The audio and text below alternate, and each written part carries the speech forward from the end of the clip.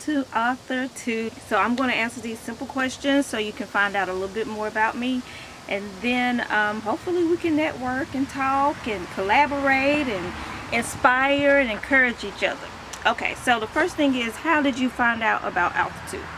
I found out about Authortube from being on YouTube. I am a YouTube junkie. I see all things, visit all things YouTube. So being on YouTube is where I saw Authortube. I'm always looking up little tips about writing. I'm always looking up different things about writing. So being on YouTube introduced me to Authortube. What genres do you write in?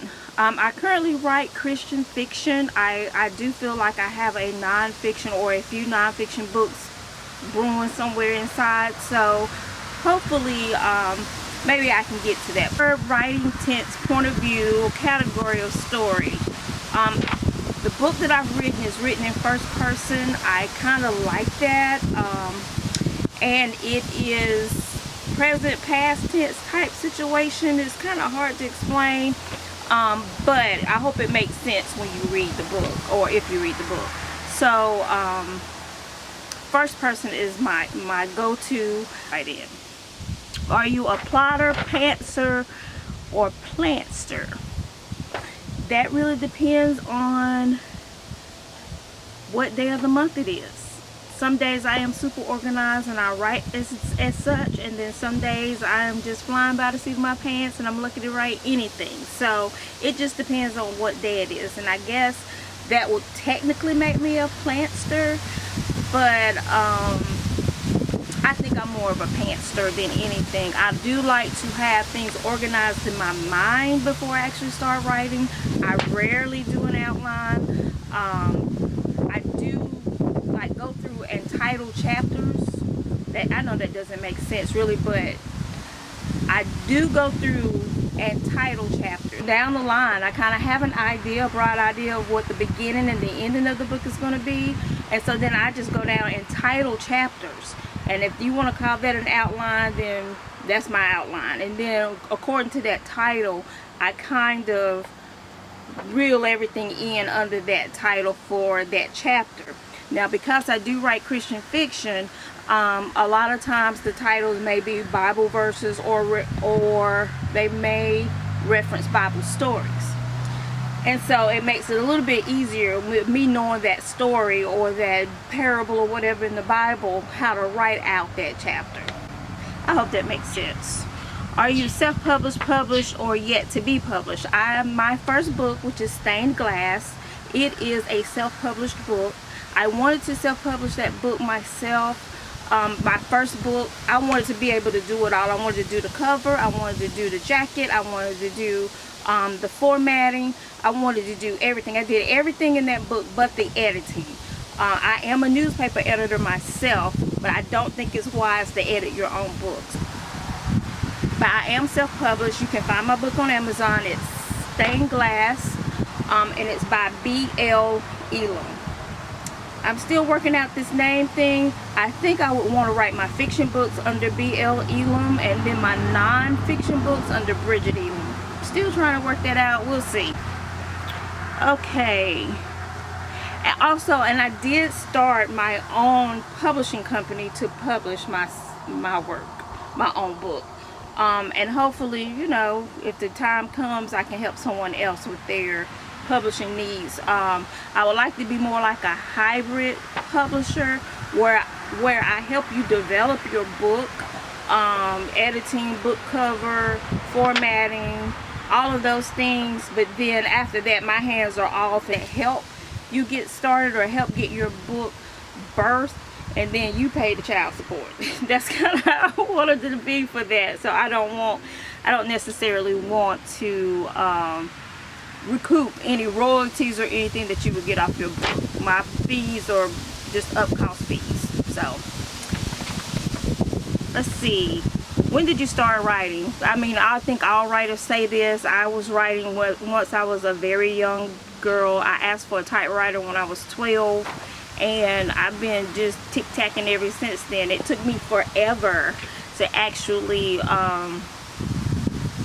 jump and write a book, but finally I decided to go to school, go for what my passion was. And you would think I would have went for an MFA or English major or whatever, but I decided to major in journalism, and then I went back and got my master's in journalism. So now I am a newspaper editor, you putting that degree into some use, putting those skills to use. But I also like fiction writing, so words all the way around. I don't care if they're reporting or if they're fiction or if they're a story. I'm a lover of words. What is the first story you ever wrote? I started this story one time a while back, in right before while my kids were small. It was called A Song to Mama, and it started off as this mystery type book. It's interesting because I'm not even really interested in writing that type of genre anymore, but that was the first book I started. That book has yet to be completed, but I can see some ways where I can pull parts of that book into another book that I'm currently working on, and hopefully that book will be out at the end of this year. And so we'll see. What authors have inspired your writing the most? Of course, I'm always looking at writers that give you a raw, not sugary type story. Although I write Christian fiction, I rarely read it. But so, I mean, of course, Toni Morrison, Kimberly Lawson Roby. I love her books. Who else? James Patterson. I love James Patterson books because they're mystery books, but they're so easy to read, and that's the kind of book I would like to write, where the chapters are not long and the action kind of just moves along. Love James Patterson's format in his books. Okay, let's see. Do you schedule your writing sessions or simply get to writing whenever you find time?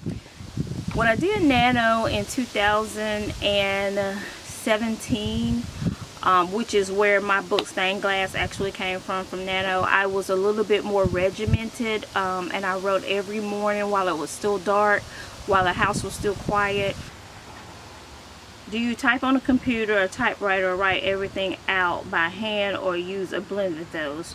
I use a blend of those. I like a very good writing pen and paper. I love quality paper to write on.